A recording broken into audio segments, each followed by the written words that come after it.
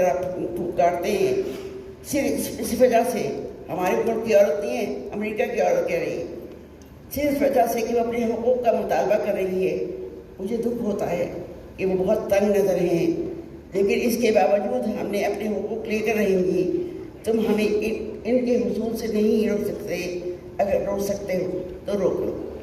اور پھر آخر میں ابھی دو اور ہیں، یہ ہماری رقیہ سخاوت حسین ہے، جس کو ہماری سب فیملسٹ جانتی ہیں، اور ہم نے ان کو پڑھا بھی ہے اور ان کو یہ پڑھائی بھی جاتی ہے یہاں۔ وہ لکھتی ہیں، عورتوں کی سرزمین اقتدار پر فائز ہیں، مردوں کو زنانے میں منتقل کر دیا گیا ہے۔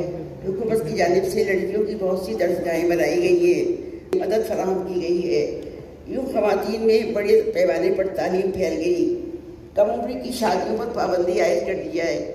کسی بھی عورت کو 21 برس کی عمر سے پہلے شادی کی اجازت نہیں ملنی چاہیے۔